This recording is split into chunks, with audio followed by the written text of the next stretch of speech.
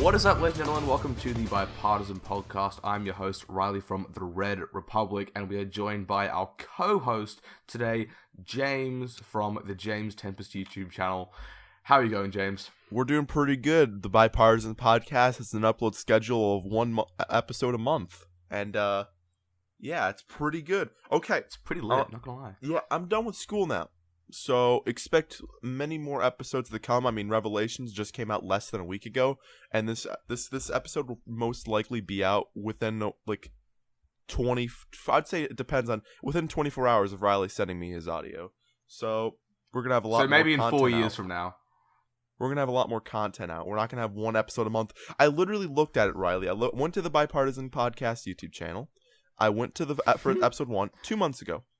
Episode 2 1 month ago. And then episode 3 Revelations. Okay, now it's this month. Fucking hell, dude. Worst schedule ever. Like, honestly, all three of us as entities, like, you know, you, me, and the podcast, we all have terrible upload schedules. Like, absolutely shockingly bad upload schedules. You haven't uploaded on your personal account since that drunk live stream in which your girlfriend uttered the words, what was it? I'm James Tempest, look at me, I'm an American. So, yeah, you need to work on that. Yeah. I do too, actually. I haven't uploaded in a month. Great. But in any event, we're here now. That's the main thing. Okay. So, we got a few topics to talk about. We have... Okay. What was the first topic? The future of the Democratic Party. That's true. Okay. And the second topic, we're going to talk about Sean Police Spicer shooting. possibly... Yeah. Well, we're going to... Yeah.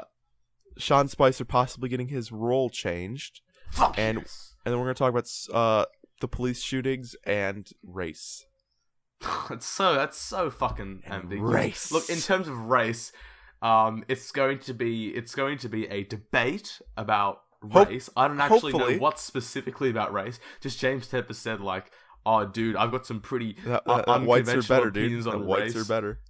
Oh god. No, okay. I'm joking. All right. Okay. No, I'll show you are, James. Backpedaling Okay. away now. Okay, SNL. let's go to the future of the Democratic Party. So, Georgia just held an election. They have members running for Congress there, for the House. And last night, and keep in mind, this is like the most like expensive House race of all time. $50 million has gone into this race just on the Democratic side. Like, for the Democratic Party, they've invested $50 million in on this race, and they lost. The entire, like, today, I mean, no, it was yesterday, there was, like, multiple races. Democrats lost all of them. They lost all seats. And so far this year, Democrats have not been able to win any special election. And especially in the Trump era, the Republican Trump era, this is a huge blow to the Democratic Party, and obviously, they're not too happy. I mean, you know, spending $50 million and losing is kind of not good. But it's kind of, they should be used to it at this point. Like, this is what they've been doing for some time. Look at Hillary Clinton's election.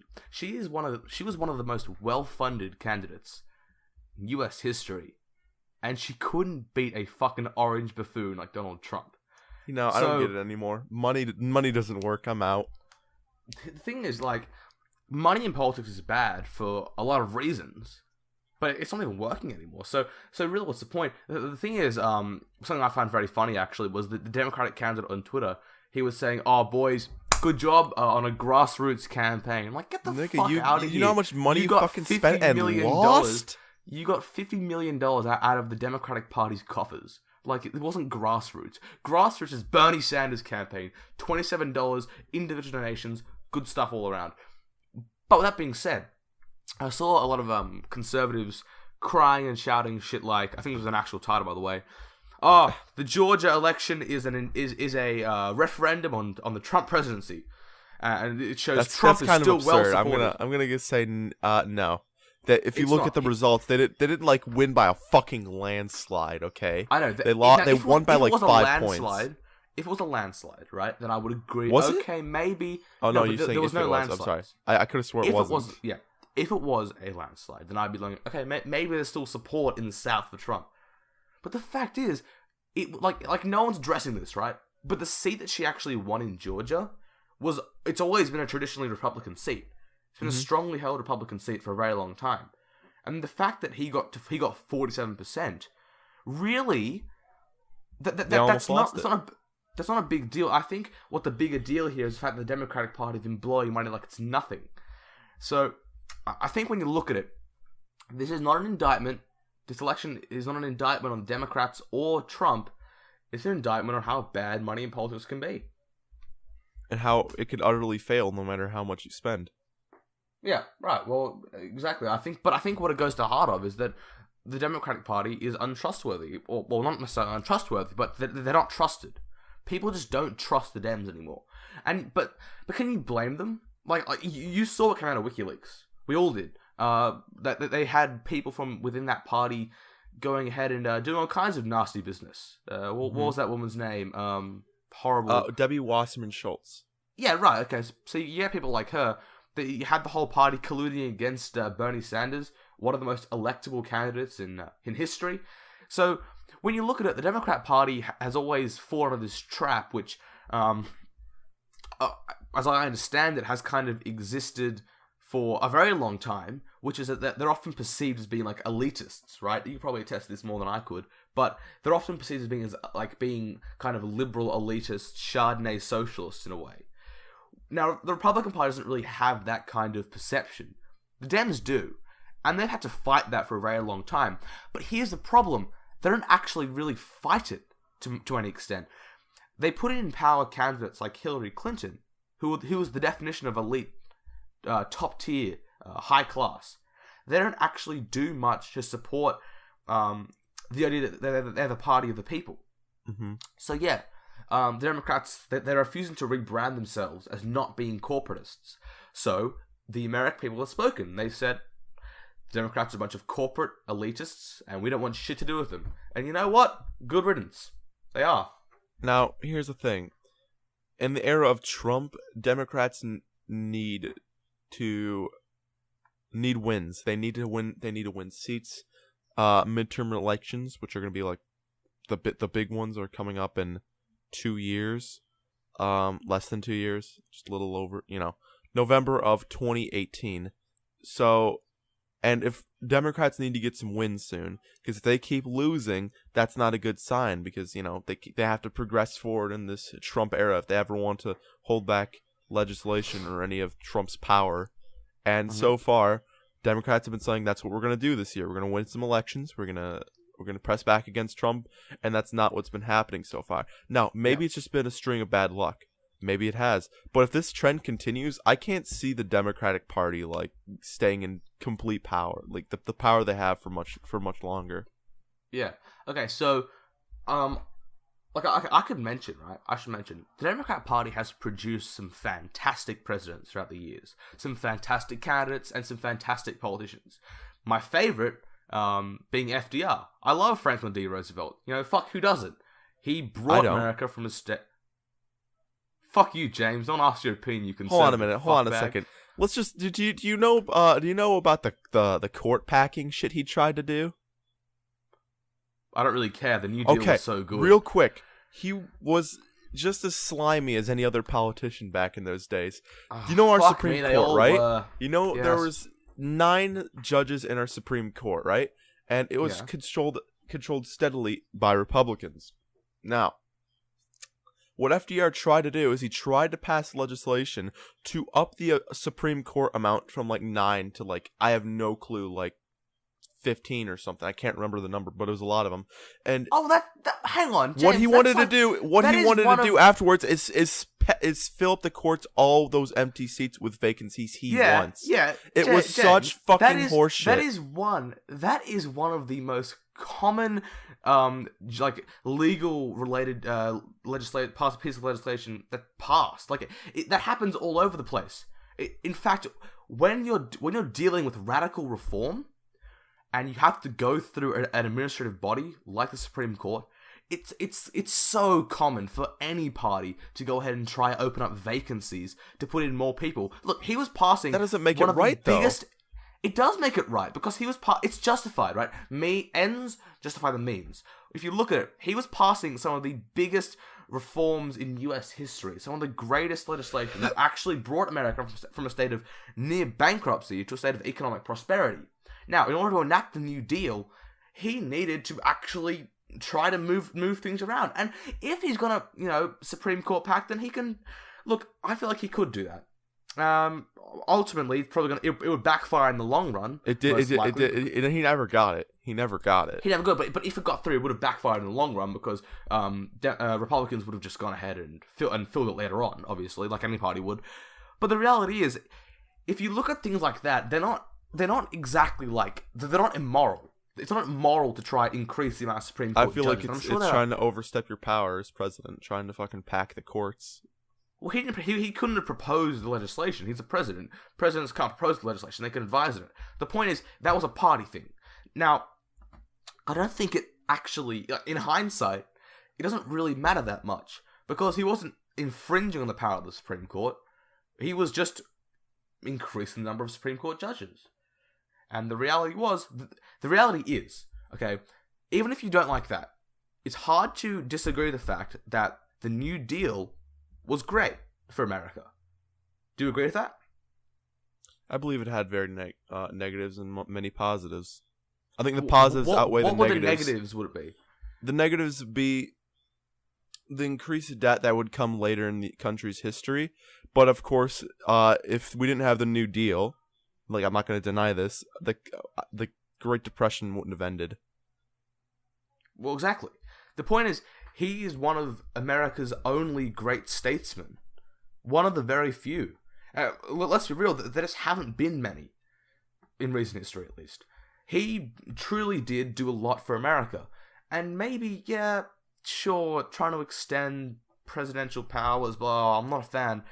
But I mean, Theodore Roosevelt was a Republican. He did that. He tried to extend term limits, if I'm correct. I mean, he served for about 3 terms, but he tried to... Theodore Roosevelt did not serve 3 terms. Wait. Yeah, he did not serve 3 terms. He tried to serve a 3rd term, but he didn't really succeed. He ran for president for a 3rd term and then failed. He left willingly after his 2nd term. That's fact.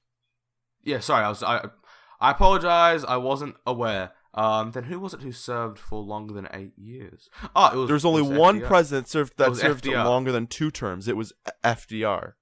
He served 4 right. Okay, terms. that's where I was getting confused. Sorry, I apologize. But okay, anyway, I got my facts wrong. I apologize. But still, Sure. My point remains. Theodore Roosevelt tried to go for a 3rd term. Now, I would argue that trying to extend your own term limits while in office, that's trying to extend your own power, isn't it? You would agree with that? And Theodore Roosevelt was a Republican. Okay, so the point is, overreaches of power, subjective, but you can't deny that he did do a lot of good for the country. Okay. And he was truly a statesman, which is a rarity over in the US. But my original point was that the Democrats have produced some fine presidents over the years, and some fine candidates. The problem is, they haven't been doing it lately. No, so not at all. All their candidates. I can't think of anyone in the Democratic Party that I think has been, like, rational on Trump. I think there's been one main one, Elizabeth Warren. So her stance has been, like, she's actually been actively against the idea of impeachment. She says there's not enough grounds yet, and that the Democrats need to back down. And she's sort of part of the socialist faction of the Dems. So obviously there's some opposition there from a lot of people, including myself. But she's been pretty rational with Trump and dealing with him in a professional kind of manner, and she's been like working within the boundaries that she's given, and she's picked generally to be the anti-establishment kind of candidate come 2020. So, but if you look back on candidates for president and Democrat presidents, there's not a whole lot of fantastic ones. So the Democratic Party needs to start winning if they want some sort of power over Trump. And that's kind of where we're. Well, yeah, exactly. They need to, because I thought Democrats would be fucking winning strings of election in the Trump era, but it appears not. Can you stop yelling, please? Riley is dealing with some family matters at the moment in the middle of a podcast. It's pretty cool. Just cut this part out, or not, because my commentary is fucking beautiful.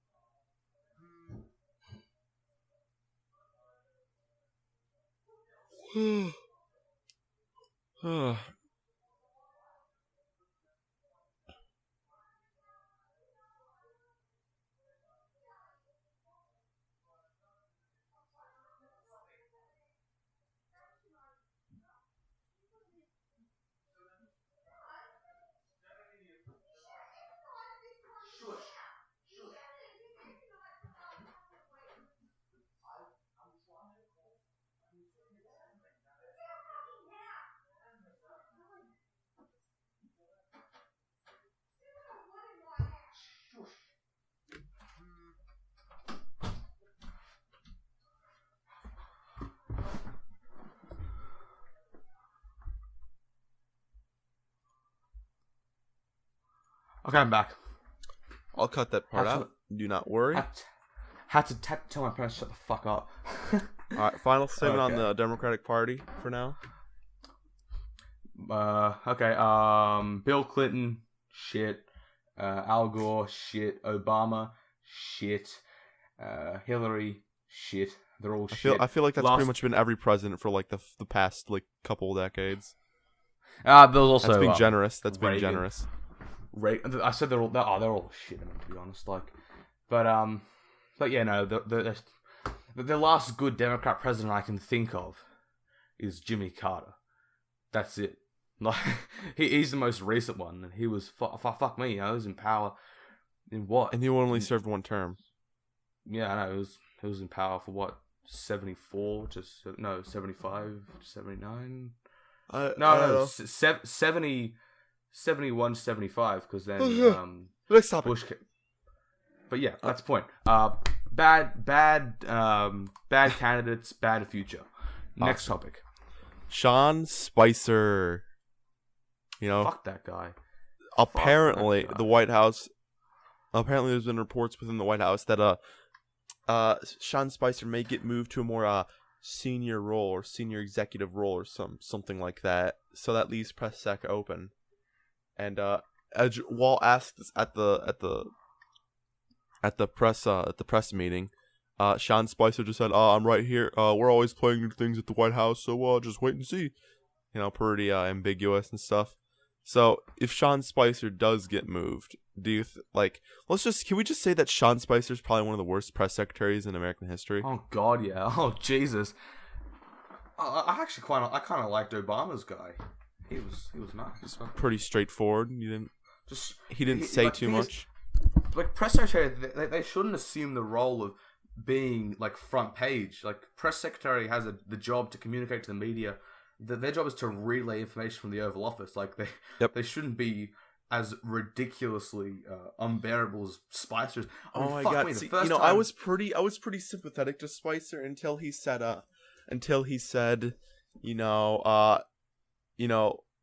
when talking about like I forgot the fucking leader of I forgot what's Saudi Arabia. Yeah, Saudi Arabia, the fucking leader. I'm sorry, I just forgot. The tyrant. Oh God, what's his name? The king of Saudi Arabia. Abdul Jihad. I don't know. Fuck something. No. The guy who like gassed his own people. Oh, Assad. Assad. Here we go. Bashir al-Assad. He's the president of Syria. Yeah, Syria, not Saudi Arabia, Syria. And when talking about him, he's comparing him to fucking Hitler. He's like, listen, even Hitler didn't use chemical weapons. That should show you how bad he is. I'm like, Spicer, are you fucking autistic? Are you autistic? First of all, that first comment is not true.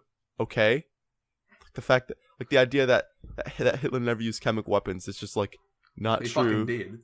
You know what the gas chambers are, idiot? Yeah, okay, but I don't even like fucking Assad. I hate Assad. Everyone hates Assad. Like no one hates Assad. You're not convincing anyone. You don't have to convince anyone that Assad's a bad guy. We already think Assad is shit. But no, Sean Spicer just has some next level autistic and offensive shit. He sometimes fumbles at these meetings. There's been lies, just blatant untruths in these fucking. Especially like after the inauguration, he's up there trying to fucking like saying, no, this is the most attended fucking inauguration ever. I'm like, dude, it's not even relevant anymore. It's not even relevant anymore. Who cares how many people attended Trump's inauguration? I don't even care. Like I was reading shit about like notable low turnout for Trump's inauguration. I'm like, I don't care. No one fucking cares. That doesn't matter. I mean, as long as he put his hand on the Bible, said the oath, and fucked off, I'm happy. I mean, I don't care. Fuck me, one person could rock up and I wouldn't care. Like, his wife could just chuck a sickie and I wouldn't give a shit. Honestly. God damn it. But the media could overflow it as much as they wanted to. If Trump had just taken the higher ground, and Trump and his team had taken the higher ground and shut the fuck up about it, it would have been happy days for all. No one would have cared anymore. No, and it actually made people care about the situation even more and made it blatant, like how fucking stupid and ridiculous it was. Because people realized how ridiculous the administration were acting. Like how childish. That's the best way to describe these people. Fucking childish, all of them. They're like little children. No, how dare you say we had a record low inauguration? It was so well watched. Everyone was there. Like, no, they weren't. No, just don't know. And also, no one cares anymore. Stop fuck. freaking out about it. Now, I think we can segue this topic into another topic of Trump's administration. Now, hopefully, I think a new press secretary would be good for the administration, since there's a huge lack of communication between the president and his own administration. They'll come out and say one thing, and Trump on Twitter will say the exact opposite. I know. And I don't think... They can't work out the most basic aspect of operating a team. That's working out what your team line is. In Trump's administration, there's no team line. It's just everyone does whatever the fuck they want. I think it's just chaos in the White House all the time, to be honest. Honestly, no matter it's so easy to no wonder it's so easy to get easy information out of it. Leaks every fucking day. That didn't happen in the Obama era. I know, because I'll give Obama credit for a few things, and one of them is that he kept good control of his people. Yeah, he actually communicated with his administration. Now, hopefully a new press secretary will be better. I don't know who he'll pick, if he'll even fucking replace Sean Spicer. Like, even if he will. Yeah, that's true. I'm not sure. But again, there's been lots of reports saying it's gonna happen. Look, the worst member of Trump's administration... Well, say the best. Trump himself, I'd say. The best member... excluding the executive, obviously. But the best member is James Mattis, because... James Mattis is good. You know how many votes in the Senate he got? He got, I think it was 99 votes in the Senate. Like, all the senators voted for him, except one person, because he was very unclear on his answer of what he let gays serve in the military. What the fuck? Actual autism. But also, he actually said, well, I'm obviously not against gays being in the military. Like, I was in the military when... He's like, but this should not be a fucking focus of letting gays in the military. My focus is to make sure we're ready to defend ourselves. But gays are allowed in the military. It's actually a non-issue. Like, gays have been allowed in the military. It's a non-issue. It's a non-issue. And then she voted against him. Against all 99 senators. But her other reason was that she, get this right, she believed that it's important that we have civilian administrative control over the military. And I'm like, bitch, why would you rather have a civilian run the military than an actual soldier? That doesn't make sense. Like, you know what I mean? Perspective. But anyway, he's the best because I quite like him. He's a non-partisan person, very well liked by both sides. Good mates with Bernie Sanders too, so that's an up. Now the worst member, excluding Trump, of course. You know what I'm gonna say. I'm gonna say. I was gonna say Betsy DeVos, or it was gonna be what's his name? It's head of power. It's that guy was a governor. Oh, the EPA guy.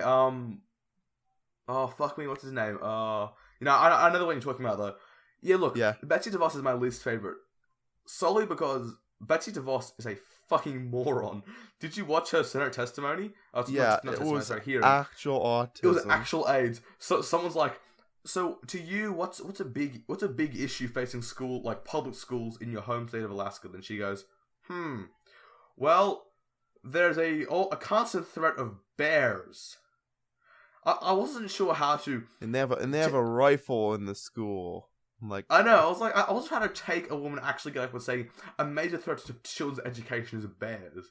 Maybe it is for all I know. I'm just being a fucking ignorant fuck. But in any event, I was there, I could have made a better argument for guns to be in schools than she did. And I'm a fucking I'm a 17-year-old. She's a goddamn grown woman who should be fucking ready for this stuff. Well, let's not even get into guns in schools, to be honest, because I'm having an autism fit. Oh god. But look, Trump's administration, very bad administration on the whole. I know it was extremely. It's not a very. They're just not communicating. It's not a very I don't think all the members of the administration are horrible. I just think it's mostly Trump's fault, actually, that he's just not communicating with them. That's kind of what I think. Well, I mean, fuck me, half of them are just here's what upsets me the most, right? He came in, and this is one of the reasons I wasn't outright hating all over Trump. This is why I tweeted out when he first came in, boys, take a chili pill, okay? No, He's just going to be president, and I'm sure he'll be fine. Okay, I'm sure that it's Rick going Perry, to be okay. head of power. And That's also, what it was. I said, look, all things considered, he did say he was going to join the swamp. So Bernie supporters, let's just be happy he's going to take money out of politics. First thing he does that got me happy. Betsy DeVos. Oh, the first thing the first two things that he did that got me happy, right? He pulled out of NAFTA when he did that, and that's a personal thing. I hate Malcolm Turnbull, and this is Malcolm Turnbull's love child. That's our prime minister, obviously. He loves NAFTA. Sorry, not NAFTA. Sorry, not NAFTA. The TPP.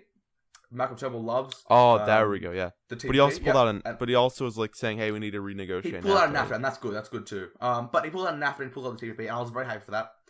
Then he instates a ban on people leaving the administration going into lobbying for 5 years. That was obvious. That should have been a thing in there. That was great. That gave me hope. I'm there like, okay, he might be a conservative, and I'm thinking to myself, this could actually be a good presidency.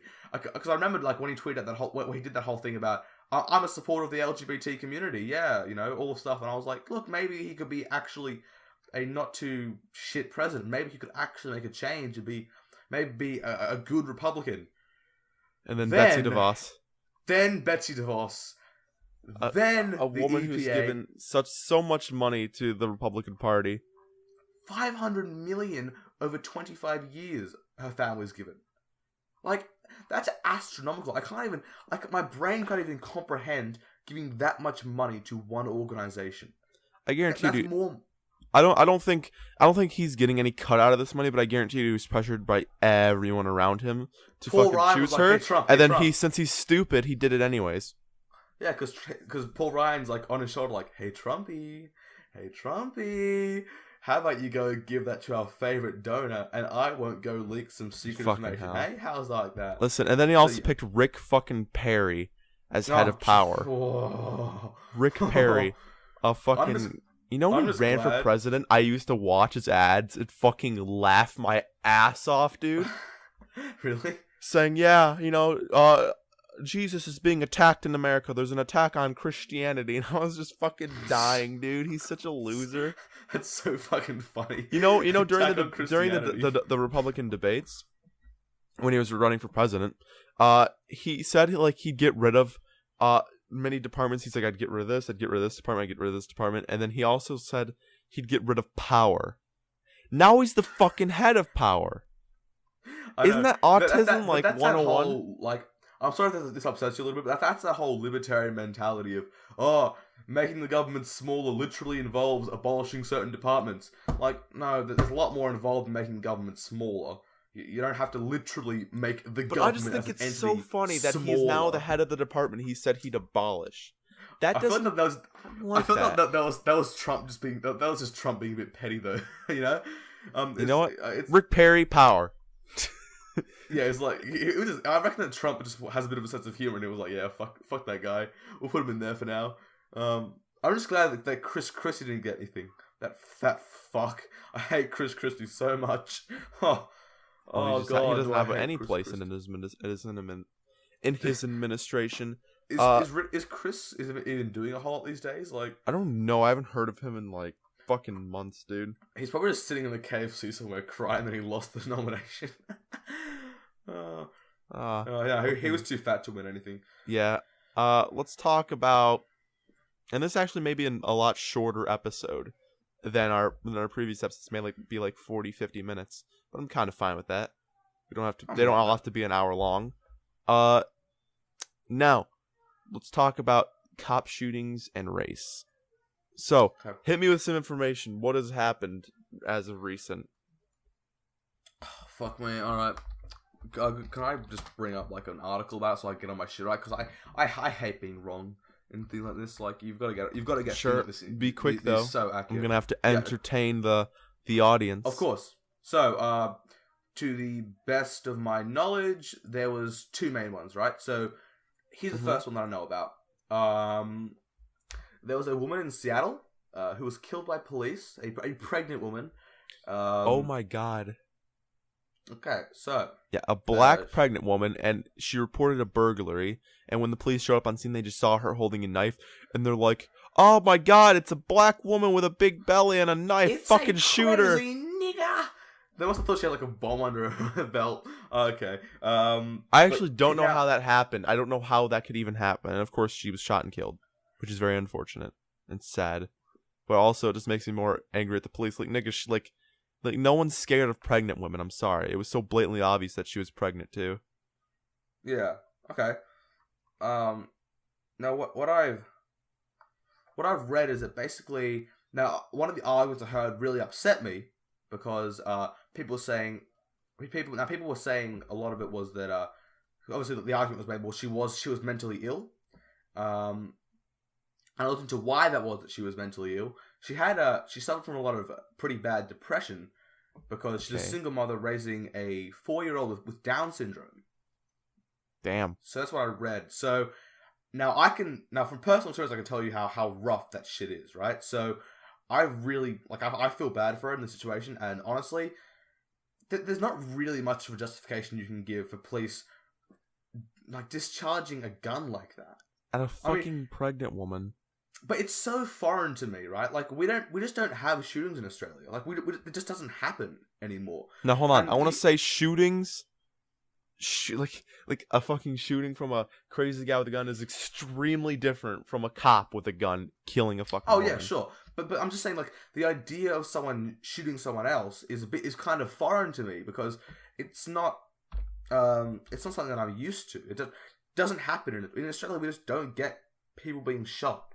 So when I hear that, it's not like she was running at them with a knife or anything. She just had a knife, and they. Now what I heard was that she was holding it, and the argument that I'm hearing is that, well, it's just how they had to react, how cops at work. But I'm like, dude, she wasn't. That wasn't posing an immediate threat. Yeah, so she wasn't sprinting at you. She was holding a gun. Cops should be better in these situations than be calm. And be calm. And honestly, I know how this is gonna go. This is what always happens. That they take the cops. Either A, they don't charge them, or B, they charge them and acquit them. That's what always happens. Now, what I have to disagree with is that this shooting is based off race. No, it isn't. Okay, but I'll agree. Before you begin, I'll actually agree, right? I don't personally go with the whole race argument with police shootings. My concern, and I feel like this is probably more your concern as well, both sort of on that libertarian side of life, that it's a power thing. It's authority. It's authority abusing their power. It's cops being too fucking trigger happy. That's how I see it.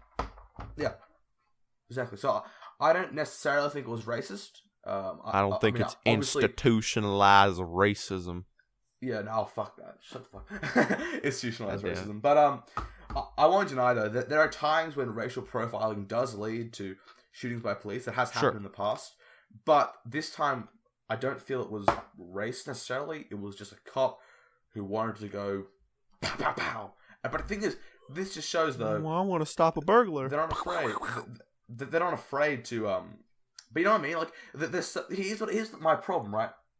With them never being charged or never being prosecuted properly, right? Of course. If there was a good chance of them being charged, they would be very fucking scared of pulling that trigger. I know, and this is the thing. I understand. There are times when you can't help but have to use lethal force.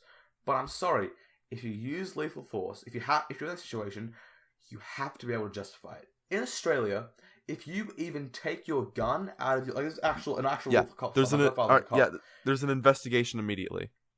Yeah, so if you actually take your gun out of its holster, firstly, you have to report it immediately, effective immediately. And you have to file an entire report about why you took a gun out of your holster. And any police carrying a firearm has to be accompanied by another cop with them at all times. So we're very strict about police using their guns. In fact, if a police uses their gun, which happens very rarely, it tends to be career-ending. Because in this country, police just don't discharge guns. Say if there's a fucking terrorist attack in Australia and a fucking police took out his gun and shot and killed the terrorist, do you think that'd be career-ending? Or do you think he'd be hailed as a hero? No. That wouldn't happen. So that's different. Because you understand that in Australia, terrorist attacks are typically responded to by AFP, who are the like we have a different kind of system to you guys in terms of like FBI, like as a federal force. We don't have like a bureau of investigation as such. We have the AFP, who are, and this is the difference between the forming of states, right? Like we have the AFP with the Australian Federal Police. They do investigations, but they work differently with the FBI. But typically, they're the ones who respond to terrorist attacks, and they respond with full SWAT teams. And SWAT teams don't have to fill out reports that if they shoot.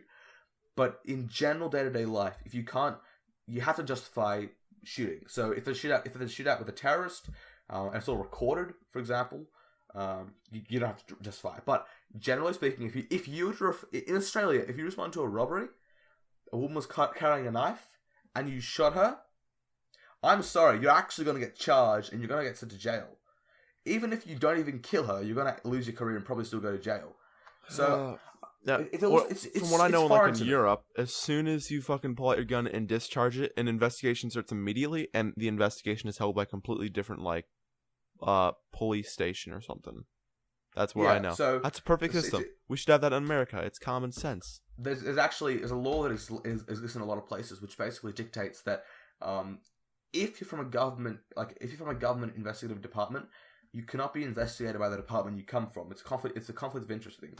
So same as judges. If you're a judge and you retire from a particular court, you can't appear in that court again. Like you can't as a lawyer, you can't come back to that court. So in Australia, if someone from my police station, Muru police station, was to commit a crime and be investigated, you'd be relying on typically the AFP to investigate them, and you would be relying on Supreme Court prosecutors to prosecute him.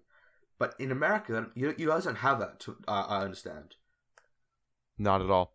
Now... well, that's terrible. Yeah, now let's segue this into something else. Of course, Black Lives Matter, the greatest group of all time, the heroes of the black race, basically they jumped on this and they said it was racism right away, like they always do. And, I guess...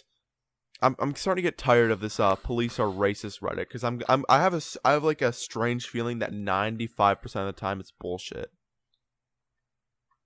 Maybe it's just me, but I don't think all cops are racist like they think they are. I fucking went on the Black Lives Matter website. Do you know what they said on the website? They're against police body cams, Riley. Did you know that? Against police body cams? Mm-hmm. Oh, really? Do you know why? Because it's the unconstitutional surveillance of the black race. But it's that's their excuse for not wanting body cams. Hang on, how can you make it out like body cams are unconstitutional? Can you please unconstitutional surveillance of the black race, dude? I'd like to ask them what amendment of the Constitution that's referring to, because as far as I'm aware, people can film you in public. Also, like, in a lot of places at least, it's actually, like, you're entitled to film officers, like, as a right, pretty much. If you believe they're committing a crime or doing anything like that. Yep. But body cams actually protect citizens. Listen, I understand why they don't want body cams, though. If every police had fucking body cams and they shot and killed a black person, and then if they saw that black person was actually doing something wrong, then they can't fucking go on the police or racist rhetoric. That's why they don't want body cams. But not that's just exactly. That. Also, what are the reasons why they would not want? Are they just dumb? Are they just dumb? Well, is that it, Riley? No. I agree with you. It's either that they don't want that to exist because if the black was actually in the wrong, they couldn't politicize it. But they also don't want it because, think about it like this: who is the most violent protest group in the world right about now? Antifa. It's Black Lives Matter. Well, I beat you. Right, you're right. I'm sorry. Antifa's probably because I was in my early 2016 mindset. No, you're right. Yeah, but like there's very little peaceful violent. Black Lives Matter protests. Right. So the point is that Black Lives Matter protests tend to end in violence because they actually get violent. So when you police have body cams, they can record that violence. Like there's obviously criminal intentions behind that. It's not unconstitutional surveillance of the black race, you fucks. But no, you're right. Black Lives Matter. They're shitheads. I don't like them. Personally. It's dumb, and I feel like it's groups like Black Lives Matter that make black people look worse, and actually, like, Black Lives Matter is actually increasing racism in this country. That's what I believe. Okay. Not only against white people, but against black people themselves as well. Alright, because they paint a bad image, I suppose. And especially, yeah, I mean, let's... On the whole, I don't actually, like, get up and make a whole thing like, oh, I'm all lives matter, or oh, I'm black lives matter, because I don't like the idea of either of those two names, because they're both leaderless movements that are just words that anyone can throw around. So it's not something I'm willing to align with. But at the same time, I endorse a lot of the ideals that Black Lives Matter was founded on, but I don't like the execution of these ideas. You know what I mean? Yeah. Let's look at the IQs of white people and black people. Oh god, we're gonna get into this bullshit. Okay. Someone's been reading Hold on a minute. Fuck me. Hold on a second. White people. Hang on, James. You cannot deny this. White people. I'm not gonna deny it. Hold on. You gotta let me finish, Riley. You gotta let me finish. Okay, finish it. White people have higher IQs on average than black people, but it's not because of race. Radical idea. It is not because of race. That's what I believe. But I believe it's because black culture is so toxic that it has left the race in poverty, that it's left the race with a bad image, and it increases racism on both sides of the aisle. Black culture is extremely toxic. With eubonics and James and fucking romance and crime. Okay, James, can I just point this out, right? Sure, I'll let you about IQ. No one's going to deny that whites, probably have a higher IQ than blacks. Like, I imagine it's probably true. I don't think he'd be lying to me, so I'm willing to accept that. Like, whatever. I don't really care about IQ, to be honest. Except racists use that as a racist argument. I'm using it as a logical argument and just saying it's their culture that's absolutely fucking awful and making them worse than they actually are. Things IQ, cool, right? Like, I don't judge people on their IQ. I've got a good one, #145 gang, but at the same time, it doesn't... James, IQ isn't like I think, okay, so I get your argument about culture. Like, I actually understand what you're saying. And what you're saying is true to an extent. Now, neither of us are really that accredited to talk about black culture because we don't know the culture. Neither of us We're not black. So, now you and I can laugh about how shit Italian culture is, or how bad Catholic culture is. Fuck me, Catholic culture's bad. We can go on how bad white culture is. I mean, fuck, I hate polo shirts. But, you and I don't understand black culture. That's just the reality. So, neither you nor I should make assertions about black culture, for the sole reason we aren't part of black culture. We both serve the role of onlookers. Okay, so I listen to music made by black people. I watch shows by black people, but that doesn't mean I understand the culture. You will never understand, same as I will never understand, what it's like to be oppressed because of your race, right? You and I won't be. However, like, I'm talking right now, obviously. Like, obviously, you or I may have understood if it was back in the 1950s for me, 1920s for you, how Italians were treated back then. But these days, a kid our age who is black, in, let's say, Alabama, in a very bad part of Alabama, they would know what it's like to be discriminated against. We, based on race, obviously, we don't know that. So we don't know their culture. We're not part of their culture. So we can't make a broad assertions about it. But I don't deny there are problems with poor black communities. But at the same time, have you considered that a lot of the problems in black culture are made by white people? But that's the reality. I would disagree with that.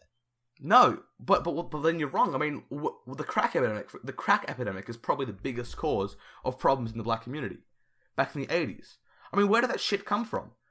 Do you think it was black people who just one day found coke and started cooking it up? I refuse to believe that white people just shipped in crack into fucking black communities. But James, we're talking broadly, okay? Okay. You're saying black people, I'm saying white people. There are obviously black people who are more entwined into white culture, and there are obviously more white people who are entwined into black culture. I'm not denying that, but I'm saying on the whole, it was white men who caused a lot of the problems in black communities. I mean, fuck. Where did the coke come from? Where did it come from? I'm serious. It came from the Contra in Nicaragua. Who was bringing it in? Americans. And if you want to get particularly into it, I could make the point about how the CIA were the ones most involved in with the Nicaraguan Contra, right? And a lot of the coke was brought in as competition to destroy Pablo Escobar. But the point is, a lot of the problems in the black community weren't caused by them because they've always been in a disadvantaged position. Listen, the murder rate from blacks on blacks is stupidly high. It's disgusting. James, I don't deny that. Okay, I know you're not denying that it's awful. I know you're not denying that it's awful, okay? But if you see violence encouraged in rhetoric like Black Lives Matter or in rap songs, it's gonna ruin these communities since black people are so entwined with their own racist culture. There's no denying it. Why do you think that black fathers leave leave the mothers and children so often? I don't have the statistics, but I heard it's like stupid high. It's like at least 1 out of 3 black fathers will leave their children. That's James, ridiculous. James, if you want to talk about culture, I can always talk about culture, but here's what I'm going to say.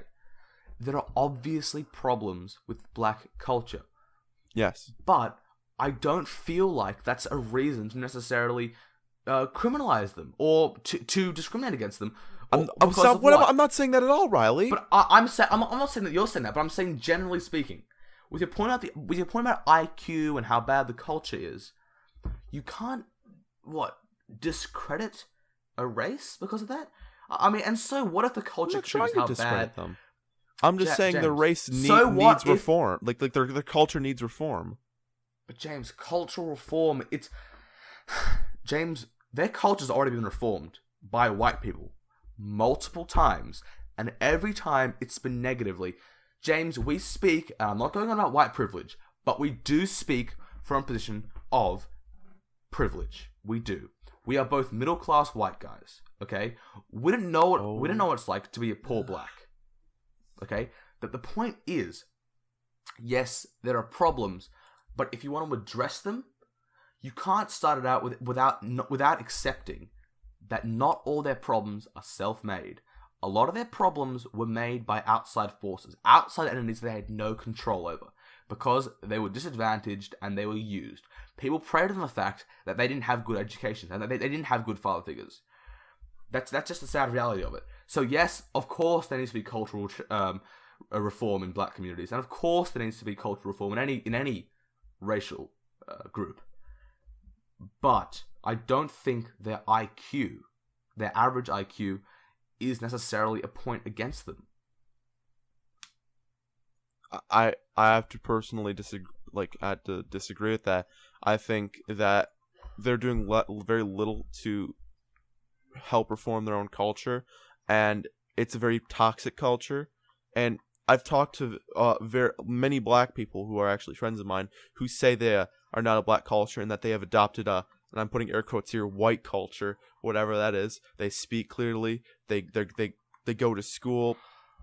They have their entire families together. They're smart. That's how I view like. But hang on, are you saying that characteristically, white culture is associated with intelligence? I'd say no. I'd say I said with air quotes white culture how he described it. I just think I don't want to define it as white culture because of course it's not just white people, it's Asian people too. It's many Hispanic people. And then you got black culture, which romanticizes violence. There's a huge poverty rate and obviously it's making them look bad and it's making racism more prevalent in society on both sides. Against white people and black people. James, that's what I'm saying. What more can you expect out of a group? Like, you've got to understand what the black community and black culture has been through. It has been through a lot. When you consider it, denying that. And white people, huh? I said there's no denying that they've been through a lot. They've been through a lot at the hands of white culture.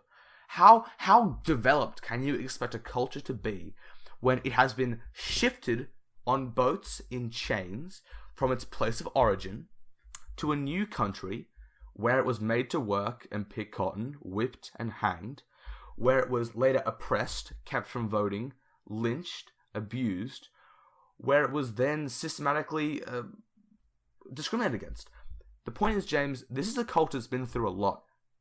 There's never been in a position of advantage or privilege. After all of that, in the 70s, after they got their rights and everything, black culture was great. They're pretty much just like everyone else. And then into the 80s and 90s, it started to fall apart. But James, I just don't think it's white you've made a people's good fault. point there about 80s and 90s. What happened in the 80s and 90s? I don't know what happened. Okay, but I'm pointing it out. Reagan was in charge in the 80s, right? That's when it started. The crack epidemic is what caused its downfall. That is the sad reality. The crack epidemic, it caused a huge amount of drug use, abuse. It caused people to leave. It caused fathers to leave their homes. It caused people to get engaged in more crime. It really fucked up poor black communities. It really did. And you know what was the bad part about the crack epidemic? It wasn't the crack itself. It was the war on crack. The war on drugs. That was a failed war. The war on drugs. The war on drugs is what really. If you want to look for someone to blame for black culture, honestly, how bad it is. Honestly, I'm going to give you two names: Nixon and Reagan. They are the two guys you want to blame for it. If they hadn't have pushed so hard for the war on drugs, if they hadn't have pushed so hard to criminalize being black, none of this would have happened. The war on drugs was a total farce. And it was done with the intention of criminalizing two groups of people. The two groups being hippies who opposed the war. That's why marijuana was so cracked down on. And criminalizing blacks because they used heroin and crack. I like how in the DMs we talked about what we should debate about at the end. And we were like, oh, let's debate them on drugs. And I'm like, okay, what do you think on it? I'm like, I think it should be decriminalized. And now I'm like, shit, I think the same too. Okay, let's talk about race. And now we're back on drugs. I know, but the point is that the problems in the black community, I'm saying that they're caused by white people. Okay, it wasn't started by black people. It wasn't their own doing. Fair enough. So but how I don't can we see any concerted how effort can we from black convict- communities these days to reform their own What could culture. the concerted effort be, James? I don't know. Like I've Fucking said, they have been oppressed so heavily. There's not a whole they can do. They couldn't organize. When they organized, they were shot at. When they tried to speak out, they were hung. When they tried to make a point against how terrible they were being treated, they were shot. James, they were never given a chance. Get a job. James, go to John school. Ehrlichman. Have James, a family. It's not that simple. They are a group. They are a culture, a community that is so behind in terms of poverty rates. They can't catch up unless the government actually, I know you hate this word, intervenes and helps, implements social welfare programs. People can't just do shit on their own when they're from a community as regressive as that. And that's not their cause. That's not their fault. Okay? This is a community full of drug use and a hatred of general authority. You can't fix that unless you start to build on infrastructure. Unless you start to bring kids into schools. You just can't. Look, college is unattainable for most black people. It really is. In poor communities, it's really hard to get into. But, of course, it costs about $100,000 a year. So, how can you hold these positions like college should be so expensive, but also get angry for not having jobs? It's just not that simple. It's not so black and white. I have to disagree. In fact, I see groups like Black Lives Matter that is obviously 100% a byproduct of this toxic culture. Do you agree with this? Sorry? Do you agree that Black Lives Matter is a byproduct of the toxic culture? I would say that Black Lives Matter is not so much. Okay, so here's the thing. Here's what I'll say. I'll phrase it better. I'll agree, but for a different reason. See, you say toxic culture, but my point has been throughout this whole debate that people in the black community and black culture has been shifted in the terrible way that it has by white culture, right? And white people. Okay, that's the reality. So, Black Lives Matter, as terrible as they are the answer to the mistreatment. They are the response that black culture is giving to mistreatment and oppression. All right? By blaming cops when most of the time it isn't even the cop. Like, it isn't even like the fucking... James, I don't like Black Lives Matter. I said as terrible as they are, But the thing is, they are the response. They are the response. It's a pretty shitty response. I'm not saying... I didn't even say it was I know. I'm saying it's a terrible response. But it's the response.